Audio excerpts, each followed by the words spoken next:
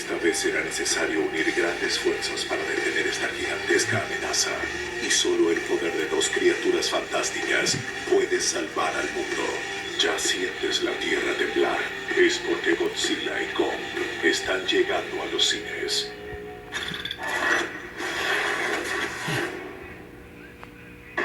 We've discovered a signal. She can feel it. Kong, Godzilla, they can feel it too.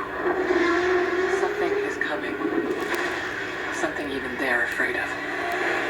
El todopoderoso Kong y el temible Godzilla tendrán que unirse para defender a la humanidad y crear un imperio. Con la ayuda de un equipo más que especial, se enfrentarán a una batalla de proporciones épicas para salvar el mundo y causarán mucho revuelo en el camino. Para conocer más detalles, Valentina Bulgarín entrevistó a parte del elenco. You're always trying to find really cool, iconic locations to juxtapose the monsters that with, and Rio is just such a perfect one, and especially, you know, in the context that we had this, you know, kind of ice monster. You know, it was a nice, you know, kind of contrast to that. What is that? That's not Kong. Why do you think it's so entertaining to see monsters in battle sequences? Is it the punches, Godzilla knocking Kong over a pyramid? What is it? I think it's because the fight scenes are so big. You know, especially the pyramid scene, people enjoy it. It's like, oh my gosh, it looks like they're there and I want to maybe go there. It's a real place that, and we can apply, when those monsters fight there, these are real places and we can go and visit those places too.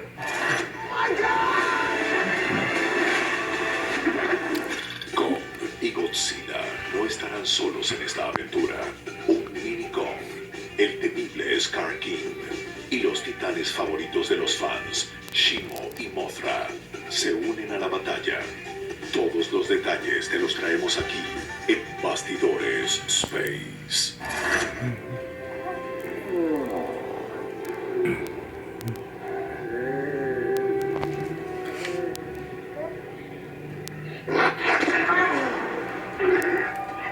Also, when the trailer came out, I feel like everyone freaked out when we saw that pink colored blades of the Godzilla, and I felt like that was a nod to the Miragoji design from Godzilla 2000.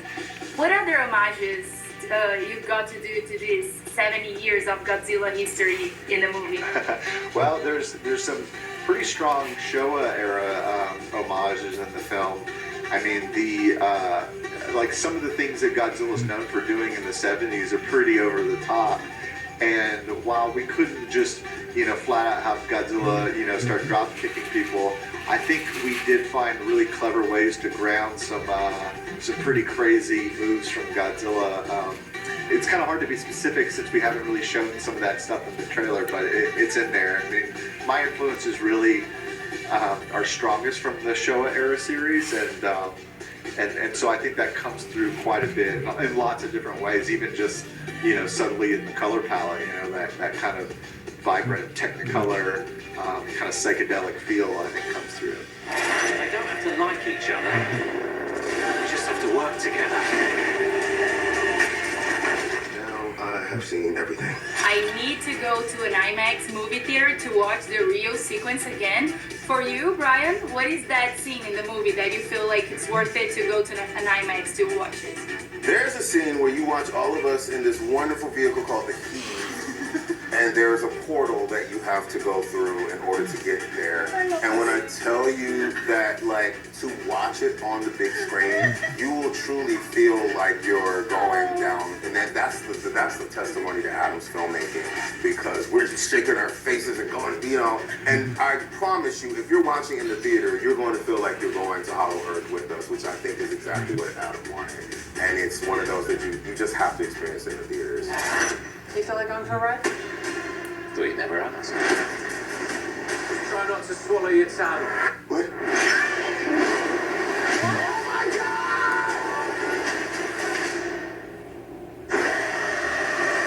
Why do you think Godzilla keeps making people go to the movies even after 70 years of existence?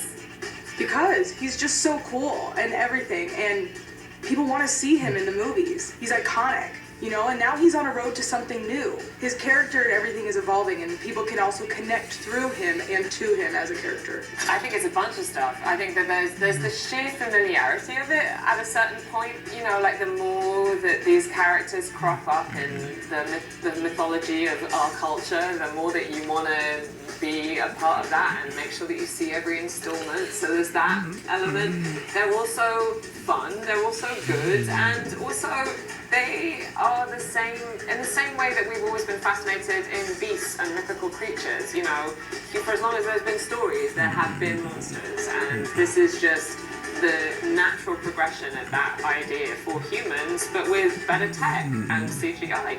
It gets us together. They bring us together, which is the craziest thing. Is like they bring us together, and what we really want of this movie is that it brings people back to the theaters to really come together, to really be able to like crane their necks up and scream and laugh and have a good time. It's one of those movies that has done that for decades. So we just wanted to add on to that tradition.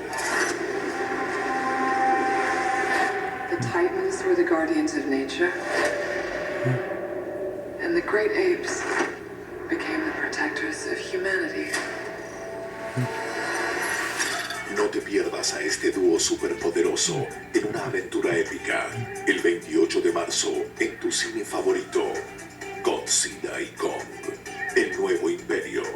Para más novedades de cine, síguenos en Bastidores Space.